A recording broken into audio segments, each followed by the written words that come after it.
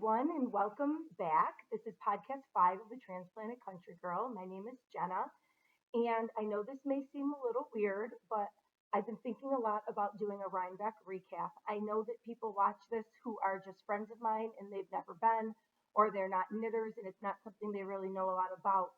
When I went to Rhinebeck, I really wanted to do a podcast afterwards just to sort of show what I got and tell about the experience, but I wasn't podcasting at that time, so I decided not to do it.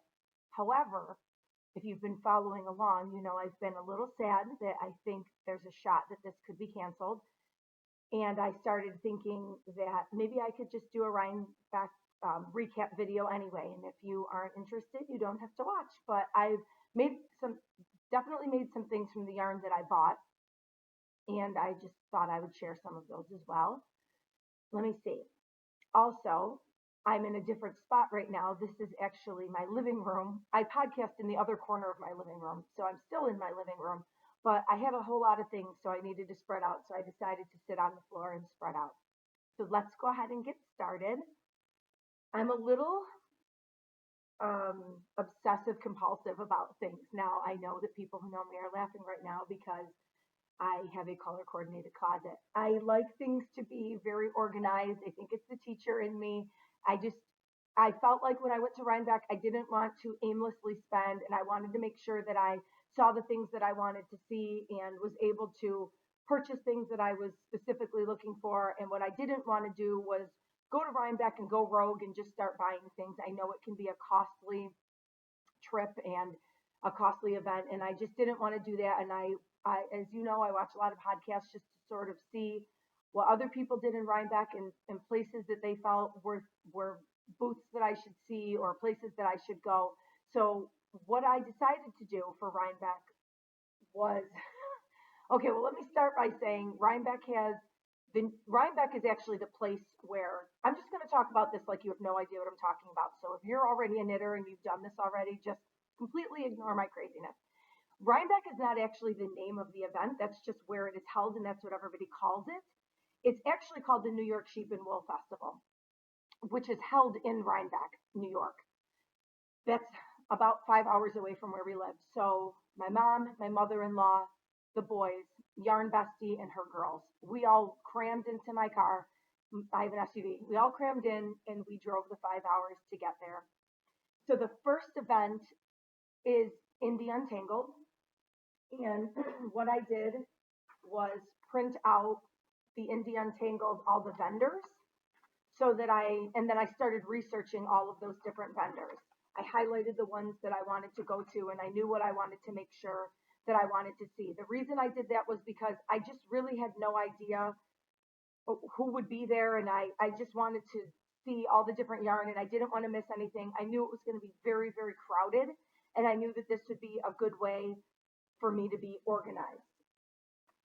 Rewinding myself for a second, another thing that I did was, and I highly recommend doing this, I went through my Ravelry queue and I looked for the things that I thought I would want to make in the next couple months or within the next year, the things I really wanted to buy yarn for or be on the lookout for. Because what happens is I'll get somewhere, and if I don't have a plan, I just start looking around and I think to myself, oh, this would be really nice, but what do I need it for? What weight would I need? How much do I need? And it overwhelms me. And then I feel bad because I either buy something that I'm not sure what I'm going to do with it and it sits until I'm ready, or I just start scrambling, or I get overwhelmed and I just walk out because that's just how I am. So what I did was make a spreadsheet, and I think I got yarn for this beforehand, which is why it's crossed out. I made a spreadsheet of all the projects that I wanted to buy yarn for. And yes, it's 2 pages. I had the spin cycle, different colors of what I was looking for what I wanted. And some of these things I did not get yarn for. Don't think that by any means I got yarn for every one of these things that would cost a fortune. So I did not do that. But what I did was put the name of what I wanted, or the weight of yarn I would need, the different yardage and colors that I wanted. I put down where I thought I would get that. For instance, I wanted to make the Radiate by Joji Locatelli, which I'll show you.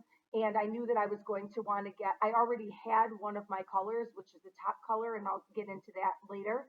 but I knew that I was going to want to Miss Babs Yowza in gray, in black for that. So I said radiate this many yards, DK Miss Babs black, and I wrote that down so that I would know exactly what I needed when I got to Miss Babs, so that I wasn't overwhelmed. I know that probably seems a little bit crazy to some people, but it's just the easiest way for me to do this because I did try to get yarn that I thought would last me for the year or for as long as took to get through it, which considering we're in a pandemic and I'm still knitting with that yarn, I think I did a good job. I'm proud of myself. So that is, I recommend doing it this way. I also take this and then I take it a step further. This was not, it was organized, but it wasn't as pretty as I wanted it to be.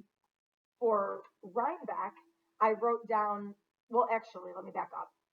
I didn't know if we would make it to Needles Up, which we did. And I wrote down what I was looking for in Needles Up. And it's a small, it's great and they have great things, but it's a smaller venue. So I didn't need a ton there. I knew we were going to be going to the Perfect Blend yarn shop. So I wrote down what I thought I would want there, and I had it all organized. In the Untangled, I wrote down these are the places you want to go, and then I would pull this out when I was looking for specific things. And then for Rhinebeck, I made my list by building so that I would know exactly what I was looking for. And when I say by building, before the event, this gigantic packet comes out of all the different vendors that are going to be at Rhinebeck. And as you can see, there are a lot. This is many pages back and front. So there are a lot of vendors. I would highlight the vendor that I wanted and then highlight a building that I needed to go to because it is a very, very big, busy festival. There are a lot of animals also that you can see. And I wanted to make sure that I could get where I really wanted to go and see the things I wanted to see. So that's what I did. So I highlighted the buildings that went with the places I wanted to see. And then when I was in the building, I obviously looked at everything in there, but I wanted to make sure I didn't miss those things. You certainly don't have to do it that way. That was just the easiest way for me to do something because I didn't want to miss anything. Starting out, we went to Perfect Blend Yarn, what is it called? Perfect Blend Yarn and Tea Shop. It was such a cute store. They have things yarn bombed outside. If you don't know what that means, there might be a parking meter that nobody uses and it has a sheep like crocheted onto the top of it, or there might be a fence and somebody has knit or crochet something woven into the fence. So as you walk, you can see all these little yarn bombs along the way. It was really cute. I wouldn't say that parking was great. It's definitely a smaller town with a decent amount of traffic and there's parking on the street and you just have to find the parking. We actually parked in a spot we weren't supposed to park because the kids were going to stay in the car with my mother and we were just going to run in and shop. Unfortunately, that always takes longer than you think it's going to, but they did okay. They had their iPads after a 5-hour drive and they were still playing them. So in the Perfect Blend, I'm looking around because I can't remember what I got. One of the things I was looking for that weekend was a smaller basket. I have a bigger one and I love it. I got that years and years ago, probably before my husband and I were even married. So maybe 11 years ago, 12 years ago. So I have a big one and I keep a lot of my yarn in there, but I wanted a smaller one. And when we walked in, it was the first thing that I saw. And there were a whole bunch of them. So I was carrying a few around and this is the one that I settled on. I do keep yarn projects in here, but generally ones that I'm not going to take in the car with me. I do bring this in the car with me, but then I just sit it on my lap and I knit out of it. So this isn't always the most convenient, but I do love it. And I love that it's handmade by women in different countries and you're supporting those women. So got the basket. One of the things that I want to make is the Buckley sweater, which obviously I'll talk about when I finally get to it. But I already had some really pretty, I don't know what color you would call this, like my Cowboys and Angels shawl color. I have some other yarn in that color and I don't have enough, but I have a lot of it. And the Buckley requires, it says 1625 yards, 1,625 yards. So I would say that I have enough for the body of it, but I wouldn't have enough for maybe the shawl collar. So what I thought I could do was get some yarn for the shawl collar and get some yarn for the bottom and maybe for the wrist cuffs that matched it and made it really different. So I found some Malabrigo and I bought a bunch of different, of course, the color doesn't come out that well here, but I bought a bunch of different skeins that went with that. And this is the Anniversario color and it's the Mecca. I know I'm saying that wrong. But I got the Malabrigo, and you can't really see, but I think they'll look really nice together when I make that sweater. I'll be sure to show you. But that was one of the first things I saw. They had a really nice selection. It was very, very busy in there. Really quick story. I am not anybody that anybody would know in the knitting community. I'm certainly not a Christy Glass or somebody that anybody would know. And anybody, again, watching this is going to think that's funny. But there are people who are sort of knitting celebrity people. I know that probably sounds dumb, but they're just people that are really well known in the knitting community and they make patterns or they are yarn dyers or they own a yarn shop or whatever. And they come up over and over and over. So when I walked in, one of the women who I believe worked there, she just looked at me and said, I know you. And I'm like, I don't think you do. And she goes, no, I know you. I've seen you before. And I'm 5 hours from home. So I couldn't even come up with it. But what we figured out was I happened to be wearing my Ninelchik Swan Show. And it is absolutely one of my favorite knits. It's the first actual sweater, if you could call it a sweater, that I knit, which again, I'll show you another time. I'm going to post a picture so you'll see it, but it's black and it has that goldish color I like with gray. And I said, well, I posted my Swan Show on Instagram, and she's like, that's exactly what it is. That's how I know you. And she said, were you standing at a desk? And I'm like, yeah, because a friend of mine wants me to make her a Swan Show. So she took a picture of me wearing the Swan Show, and she sent it to me when we were standing in the same room, and she said something quirky and funny. So that was the picture I posted. So it was just funny because she recognized me from my Swan Show, and as I was shopping, people would compliment my Swan Show. And I know that really sounds kind of dumb to other people, but when you spend so much time knitting something and you love it so much, it's really nice when other people who really enjoy the craft appreciate something like you do. And so I was very flattered, and it just felt really good that people thought it was really nice and were complimenting it. I also had on my Mara shawl, which was in the same gold color. I made it complement the Swan Show because I wasn't sure how hot or cold it would be, so I wanted to make sure I would have matching layers. Yeah, that doesn't sound like me. And another woman who was in the store had asked for the pattern and wanted to know what it was. It was just really cute. It was a really good experience for me. So the Perfect Blend, it's a really cute store. If you end up doing the whole Rhinebeck thing, you have to go to this store. It's really cute. They have great yarn in there. They have a beautiful yarn wreath that's made all of balls of yarn that someday I'm going to get around to making. And it was really nice. Yarn Bessie ended up getting some Quince & Co. and made a really pretty cowl from it. I wanted to get the quince. That's what we originally went there for, but they didn't have the weight that I was looking for. So I'm really glad that Rhonda got it because then I was able to see it knit up and feel it, and she was able to give me her feedback on it. And when I have her on the podcast, she will bring that to show. But that was my experience with Perfect Blend. It was a really good time, so definitely check that out. After Perfect Blend, I think we checked in and we did everything we needed to do. I'm not really sure, but I think we did. And we headed over to Needles Up, which we did end up going.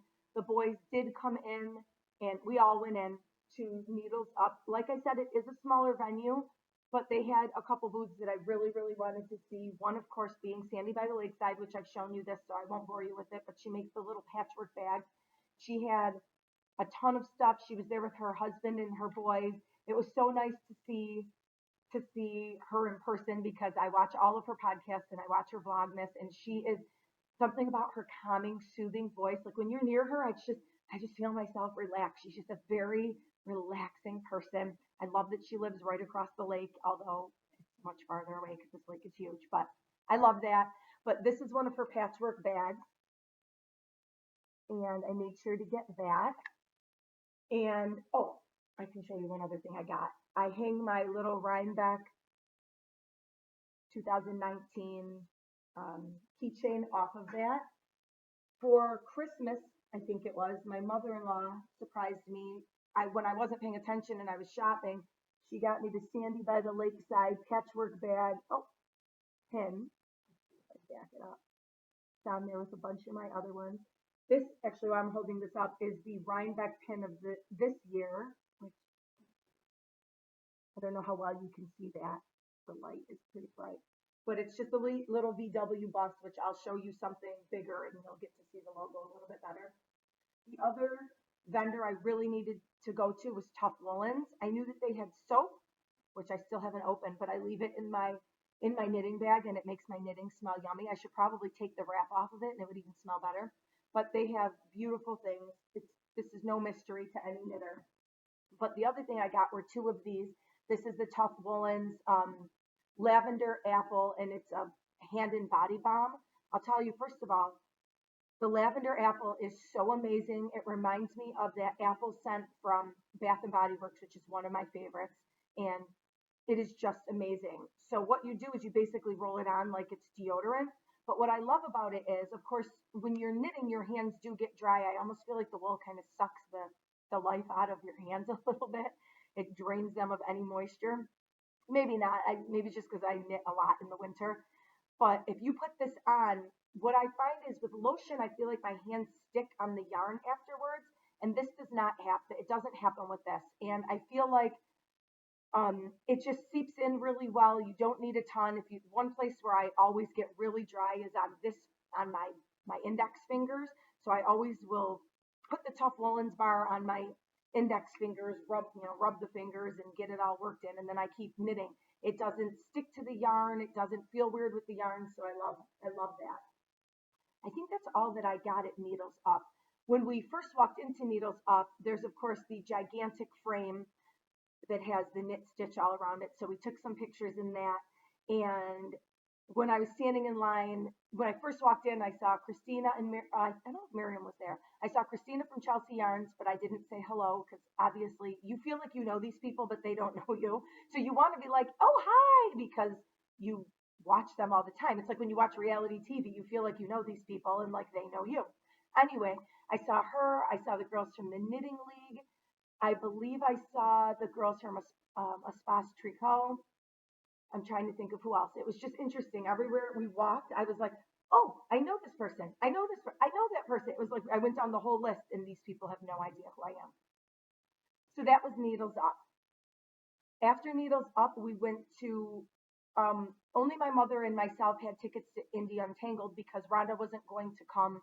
She didn't decide she was going to come till after the tickets had already gone on sale and sold out in 3 seconds, which don't get me started on that. I'll talk about that another day. But we went to Indie Untangled. I knew exactly what I wanted. We got there an hour early. We had the last time slot, which I was really sad about. I really wanted the first time slot. However, I've completely changed my mind on that. I think from here on out, we will always do the last time slot, and here are my reasons why. You can park there. So that's a big one for me. I don't know what it is. I'm just not a shuttle person. I don't want to take a shuttle to get somewhere. I want to just park and go in. I like to be able to put things in the car if I need to. My mom she can't stand in line for an hour or an hour and a half. So I always just leave her in the car and she'll sit and read a book and then she'll come in when things open. She did the same thing with Rhinebeck. She'll just sort of wait. And then when the line starts moving, she comes in because you can be waiting in line for like into the hours. So we were there an hour early. The line was already out the door. Well, I thought it was out the door. Everybody lines up inside, and then there was a line outside, but they let people go in. But I just happened to be so early that I don't know why when I podcast my nose always itches. I'm so sorry. Anyway, they let people in. My mother stayed in the car. I kept calling her, and I'm like, I think you should try to come in. There's a couch in here. And she's like, no, I'm fine in the car. So I was the second to last person in line, and Skane Cocaine walked over, and she and I stood in line together, and we talked for about an hour. It was very interesting because I sometimes watch her podcast, and it was interesting to listen to her talk. And somebody was talking to her, and after they walked away, she's like, "Who was that?" And I'm like, "Oh, that was so and so." It was like that moment from The Devil Wears Prada when she's at that big event and the girl's whispering in her ear, telling her everybody that was there. I was like, "Oh, that was so and so." Anyway, she was super nice, and we talked for a long time, and I loved her sweater. And then they let everybody in, and my mother came in. Oh, so my reasons why I would definitely take the last time slot. You can park there. They were by no means out of any kind of yarn. People are like, oh, I want to get there. I want to get there before the yarn is untouched. they weren't really out of anything. There was everything there that I still would have wanted. I think there was only one thing that I wanted that wasn't there, and I can't even remember what it was. So clearly it wasn't that big of a deal. I like that you're able to do pre-orders too. And that was it. It was, I got there early enough that when they let everybody in, I went right to spin cycle, and I was the first person in the booth. I was able to grab what I wanted, and I probably had a good 5 to 7 minutes in there before anybody even got in the booth with me. So it was fine. I see nothing wrong with going in the last time slot. The only difference is the first time slot you can get, I think it's a $70 ticket, but you get the swag bag that has everything in it from all the vendors, and you get free things. But I'm not sure it's worth it for $70. Maybe it is. I guess the people that have it think that it is. Doesn't matter. I love the last time slot. I would do that for sure again. The first time slot you can park there, the last time slot you can park there, but the two middle ones you can't. We would never be able to make it there for the first time slot since it's a first hour drive and we don't get there Thursday night. So we get there Friday. So we had enough time. We parked there. It was wonderful. One of the next things I got was the Shelly Can Rhinebeck shirt. I can try to get up so you can see it. You know I'm cold, so I have a long sleeve on under it. The theme this year was Woodstock because it was I'm going to say it wrong, maybe the 50th anniversary for Woodstock. So I got that in the Shelly Can booth. She's hilarious. If you don't follow her online, you need to because she's really funny. I did some pre-orders for Katrinkles. This was one of the things I definitely wanted. It's the gauge. Why can't I think of what it's called? The gauge thing that you use to measure your gauge. Why can't I think of what it's called? Yarn gauge. I bought the 4-inch one. I had that pre-ordered. I pre-ordered that with my Rhinebeck keychain. I got some stitch markers that said, this is my Rhinebeck sweater maybe, or maybe they said, I don't know. I'm not sure. I don't have those over there. So I went over to Katrinkles and I picked up my pre-orders. I was very excited about that. I got my spin cycle, and I've already shown this to you, but this is my second night shift. I didn't get all of the spin cycle when I was there. I did get a little of it for Christmas, and I knit the second one over Christmas break.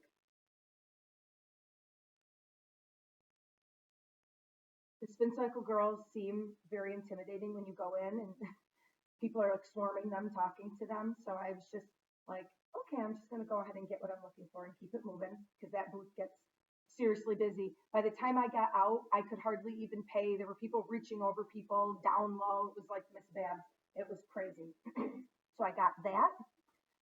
As I was walking around, up came the Brooklyn General Store booth, which is a beautiful booth, and they had Lobby Enemy, and the owner of Lobby Enemy was in there. But this was on the table, and of course it's fingering weight, and I know you can't really see the color as pretty as it actually is. But my mother and myself were literally walking, and I was like, I have to have that.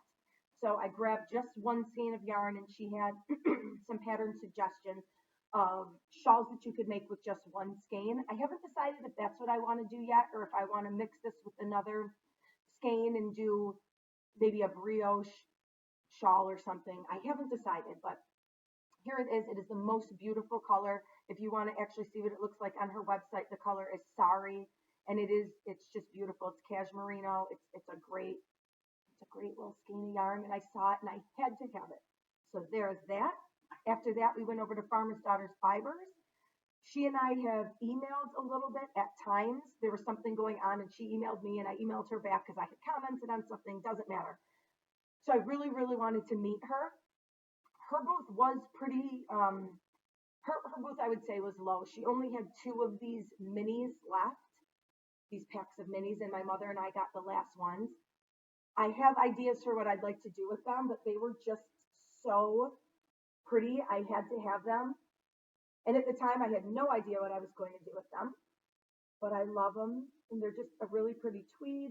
And of course, minis are so cute, and they're not fingering weight, so I love them even more.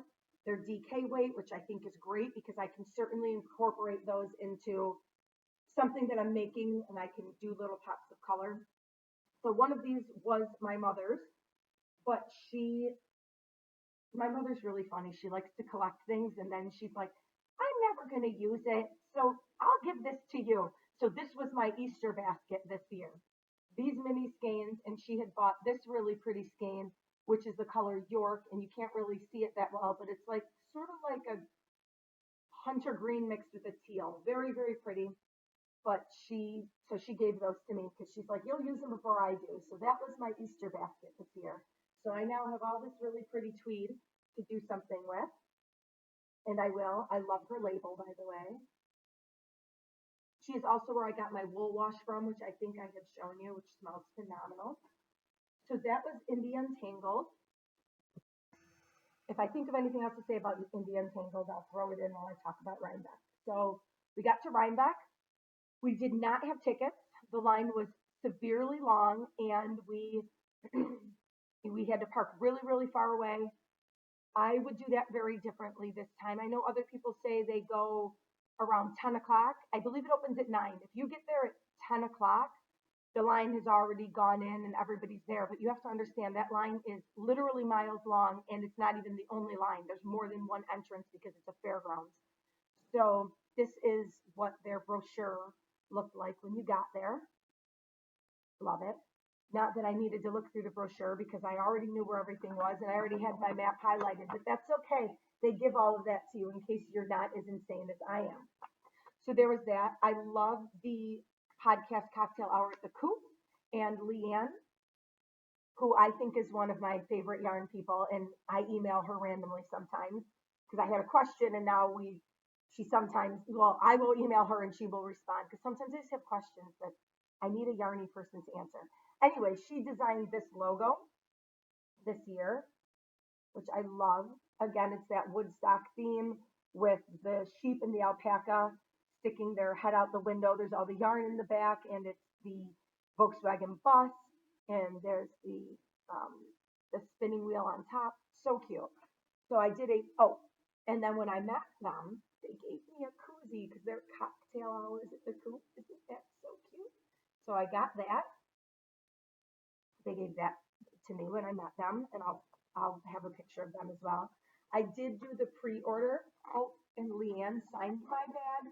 My only signature, because she had people signing her bags. I'm like, hey, you want to sign mine?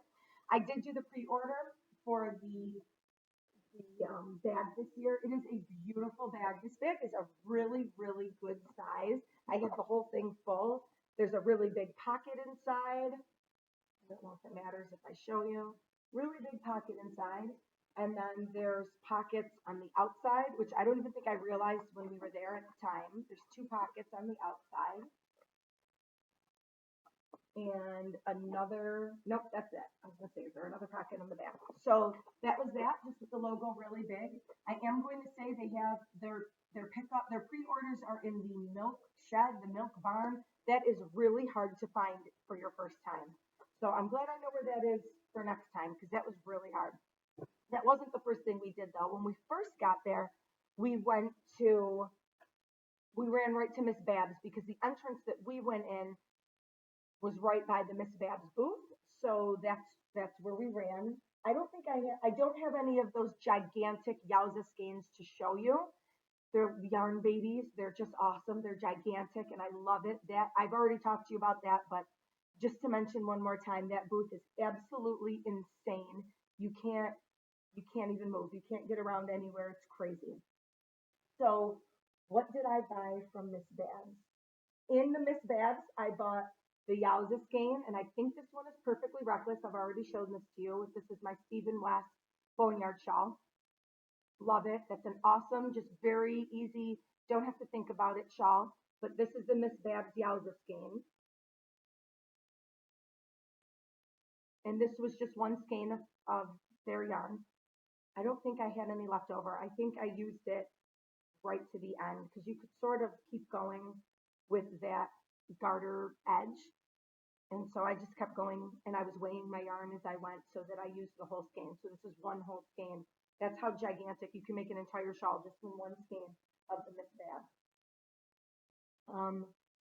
Then I got this gray that I thought I was going to do another Mara shawl in, this gray. And then I decided not to because I thought I could better use it somewhere else, which I did. I used it in my darker plumpy. So I got that gray. And this black. This black, is also from a Yowza skein. This is left over from my Radiate, which is a Hohi Locatelli. The pink is spun right round flamingo, which I think I've shown you. Yes, I have that in my Plumpy shawl too. I just sort of use my leftovers every way. I originally got the flamingo for the Radiate sweater. This is my Radiate. That is the black from the Yowza, which I got it for this. I knew that's what I was going to get it for. So I ended up getting 4 different skeins at Miss Babs. I got the black, I got the gray, maybe I got 2 black, the gray, and the Perfectly Reckless. I think that was what I got there. After that, oh wait, I was telling you guys about the Miss Babs minis. Don't get me so excited right now. They have a whole, they were in a basket. Now I've seen them like advertised on the wall, but these were in a basket. So I was just on the floor, like leaning into the basket, looking over it, and people were looking at me. I don't care. I just think these are the cutest things ever. They have all these little minis there, and I just started pulling a few that I thought I might like for colors later on so that I would have a reference. So they give those to you so you can do little swatches and you can test out their yarn. I think that's a great idea, but I don't know. I want to put them in little balls and put them on the Christmas tree or something. I'll tell you another day about how I'm a crazy Christmas person. So after that, so my mother waited in line for me for Miss Babs while I went to Neighborhood Fiber Company, where I got the shawl, the yarn for the shawl, the Cowboys and Angels shawl, which again I've shown you, but that's the Waverly color, and I'm sure it isn't showing up very well.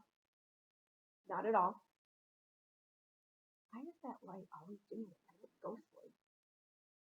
There we go. Waverly color.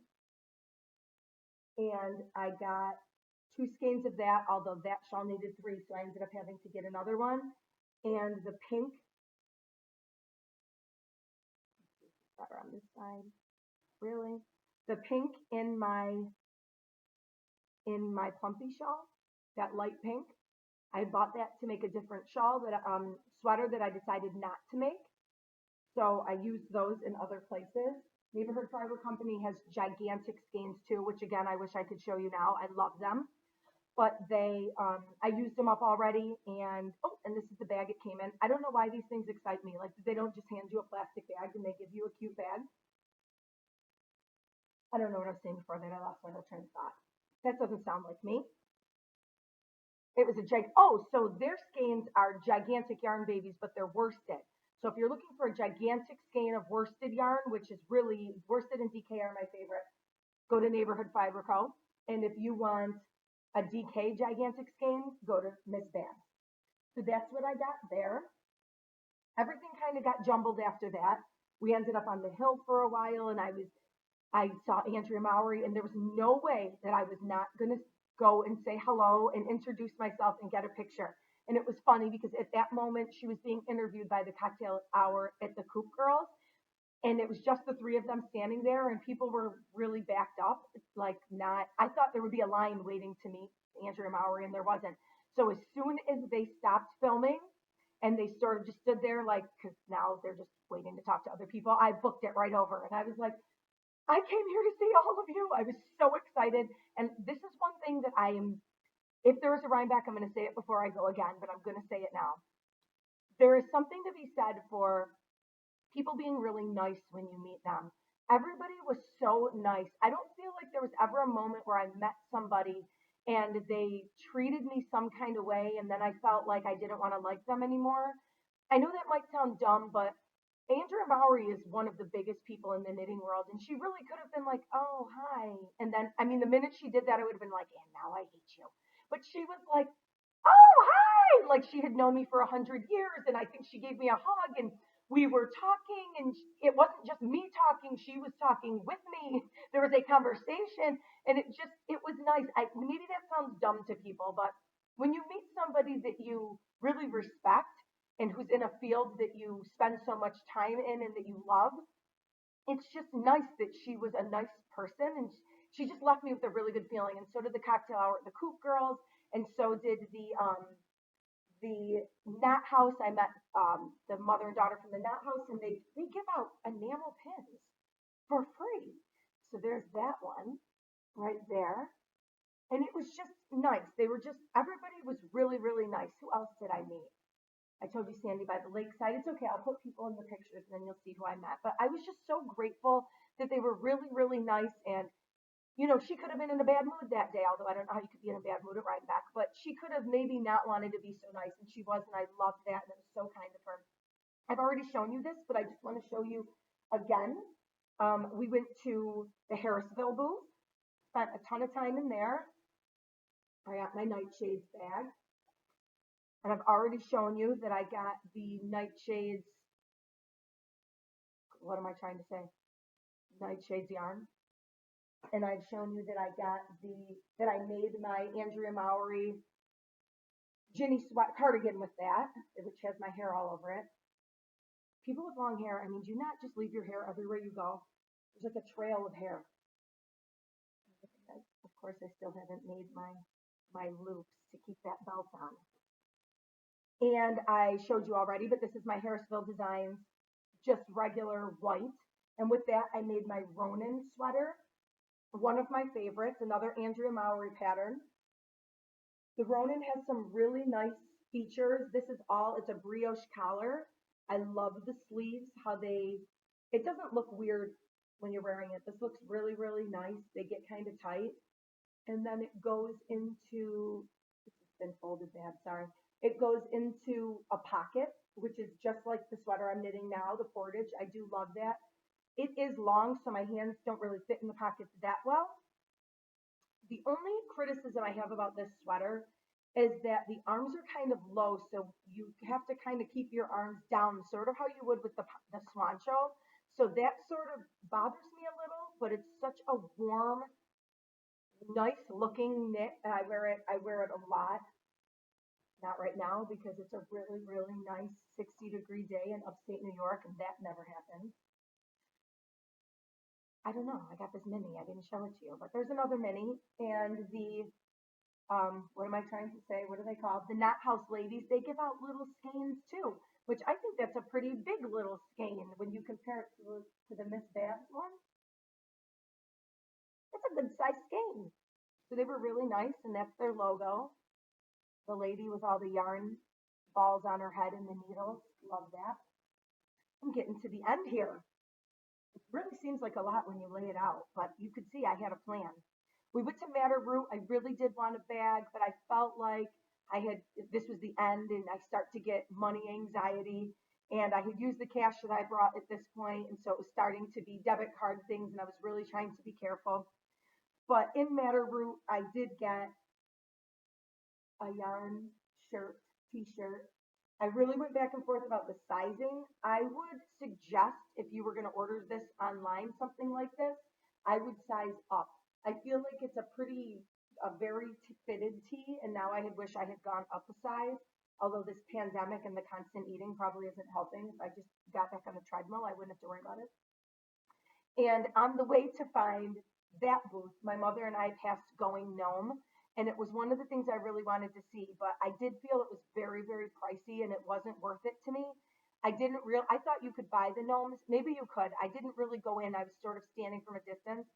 I thought you could buy them already made, and maybe you could, but I didn't want it made, or I wanted it made. I didn't want to make it myself, and I saw there were kits, and they were really expensive. So for Christmas, one of the gifts that my mother got me was one of the Going Gnome gnomes. I had no idea she was doing this. She wrote to them and she wanted the Rhinebeck one. This was their 2019 Rhinebeck gnome. And I think the ladies had said, I can send you a kit. And my mother's like, I don't want a kit. I don't know how to felt. I don't know how to make things.